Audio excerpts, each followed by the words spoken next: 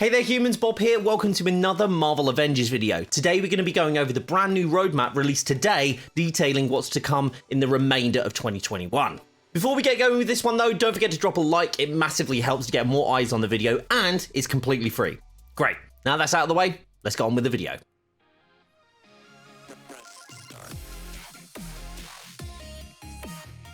So here is the new roadmap. The first part of the update covers the recently launched free story expansion War for Wakanda, which introduced a plethora of new characters, both friendly and not so friendly as well, as a brand new hero, the Black Panther.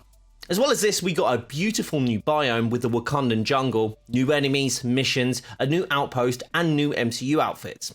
I personally really enjoyed this expansion, and the fights and storytelling within have me excited for when we see more of these types of content in the future.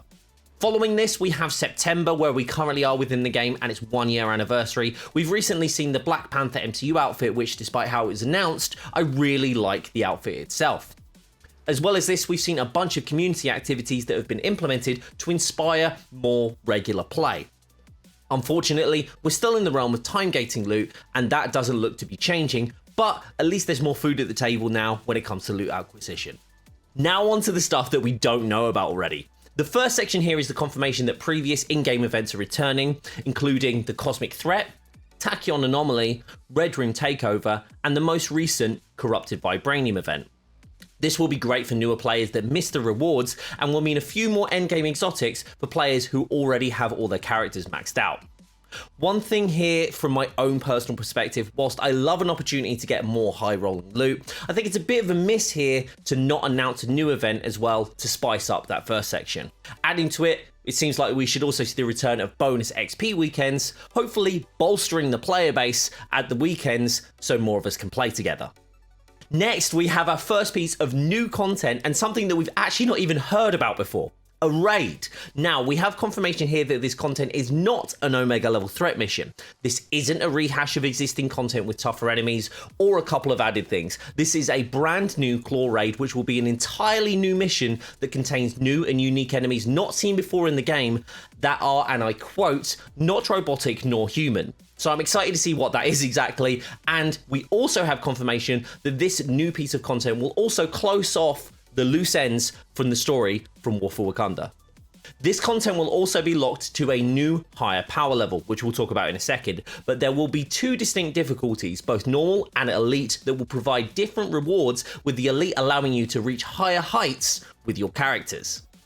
This is probably the thing I'm most excited about with this new roadmap, so I'm really hoping it delivers on the promises of being challenging and engaging, especially as we don't seem to have any more new content confirmed on this roadmap, at least not for all platforms.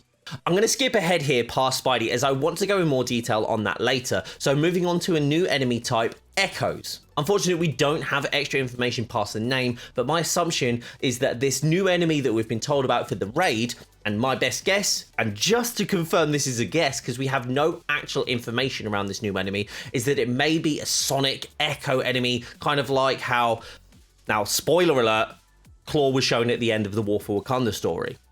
Next, onto the power level cap increase. The PL cap is confirmed to be jumping all the way from 150 to 175, but with a caveat that we've not seen in the game before.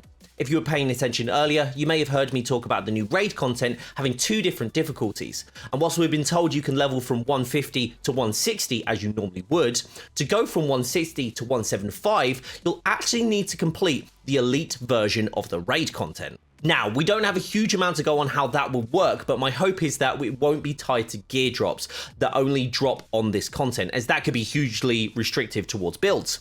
But the good news is that it doesn't seem to be the case, as we also have some information on the reworks of some of the existing systems. One of the things that we were told was that the gear that we currently have luckily won't become obsolete, which is great news for those of us who have been crafting builds for the better part of a year. There are some unannounced caveats, but it appears that we should be able to upgrade exotic, legendary, and potentially even some epic gear using the reworked upgrading system. More details on this have been promised soon. Another system that is being reworked is the resources system. When talking to the devs, we were told that with the exception of the polychorons, there are no resources that are dedicated to improving specific gear in a specific way. With polychorons, which currently only level major artifacts, you know what you're getting in for. You go in, you do your daily objectives, villain sectors and the like, and you get polychorons to upgrade that specific gear piece, which gives you a clear-cut objective when booting up the game. And that is the focus of this rework. Basically, the devs want us to know why we're booting up the game every day and have an outcome based on the time that we spend. With that in mind, they have opted to remove nanites, nanotubes, catalysts, and plasma resources from the game. Don't worry though, as they are removed, they will be converted into fragments, as they will be used a lot more when upgrading gear, which now makes sense why we're seeing consumables to increase the amount of fragments that we can get. It's my sincere hope that this isn't paving the way to make these purchasable, as I feel like it's a slippery slope towards pay to win, but I won't speak on that properly until we see actual confirmation of anything like this. Next up, we're seeing more of an integration into MTU properties, this time with what looks like to be an event, but at the same time we don't have a lot of detail on this one, so it could just be a nameplate unlock. Whilst I like the idea of cross-promotion between the game and the MCU, having this as a point on the roadmap without calling it an event is a little concerning, as if it's just for a nameplate and it's not going to add to the game in any meaningful way. I'm not so sure about it. Either way, we'll see. Now, this has me pretty excited, as I'm eager to see how this is presented, but even the idea that the team is considering making cosmetics earnable in-game makes me very happy, as it shows that they are listening to the community and working to provide solutions around the features they're asking for. How that's implemented, however, remains to be seen, but I'm crossing my fingers for something that keeps players engaged and playing the game for a reward that is genuinely of value to them. Now, onto the elephant in the room, or rather the spider. We officially have SpiderMan on the roadmap. Whilst we were told the time period that SpiderMan will be dropping in, it is unfortunately still under embargo, so I'm unable to share that with you today. But that aside, let's dive in. Based on what you can see on the roadmap, it looks like any hope of Spidey swinging on to other platforms in the future have been dashed. And we also have confirmation that any content surrounding Spider-Man will also be exclusive to PlayStation.